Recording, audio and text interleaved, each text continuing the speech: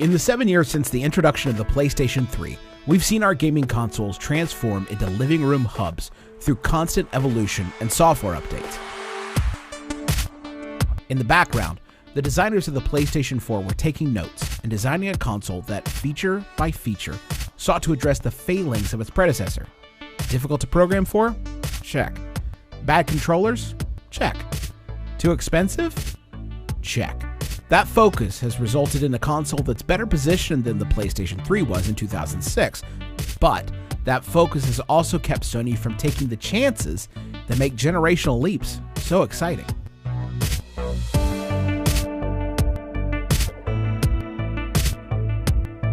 The PS4 is Sony's most attractively designed piece of hardware. It's a beautiful system with a sharp, slightly angled profile. On the back, PS4 has gone digital only with HDMI and optical ports. Sony has created a small, attractive system that also happens to pack more powerful hardware than any other console.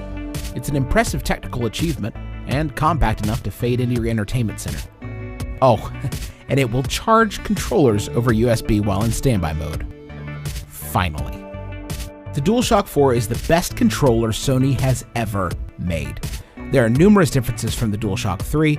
The sticks are farther apart, the shoulders feature actual concave triggers, and the controller is just a little heavier, just a little bigger.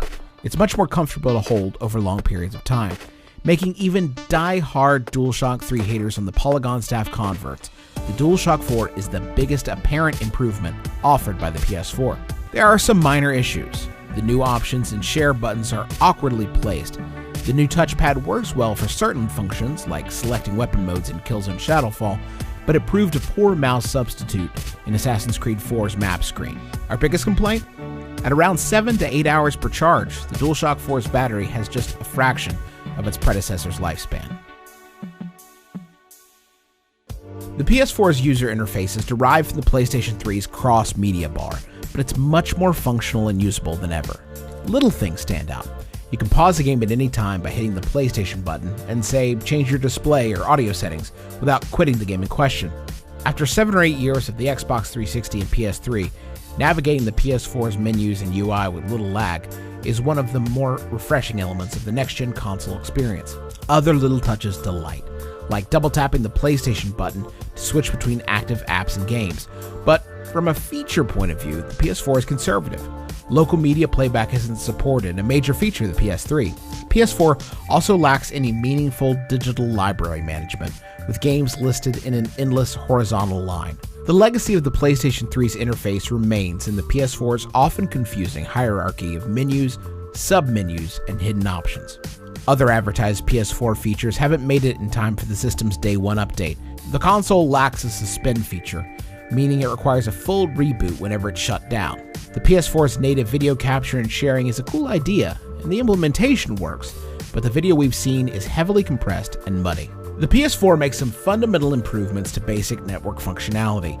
You can now join games from your friends list. The PS4 also introduces game-independent party chat for up to 8 people, a godsend for multiplayer gamers hoping to avoid toxic public lobby audio. The home screen includes a feed of your friend's activity called What's New, and this could be a cool addition. It shows what games your friends started to play, when they're live streaming, and maybe too much stuff.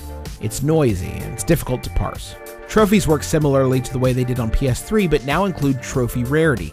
Sony borrowed this from Valve's Steam platform, and we hope the console competition follows suit. PSN Friends limit has been increased to 2,000, which is great, but there's no way to organize them.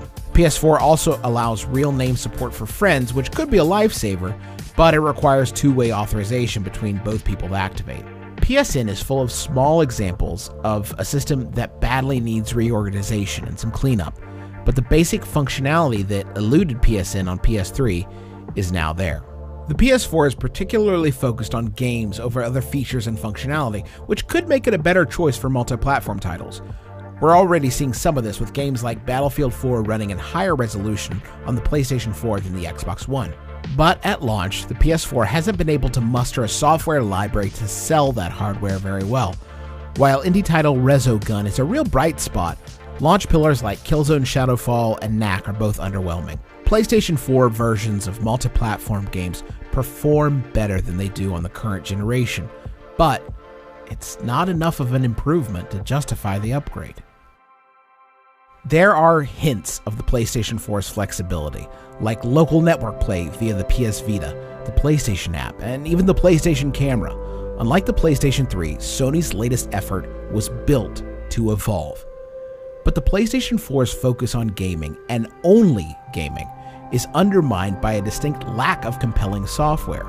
Obviously, the lineup will improve. Better games and more of them will appear on the PlayStation 4. But right now, this is a game console without a game to recommend it.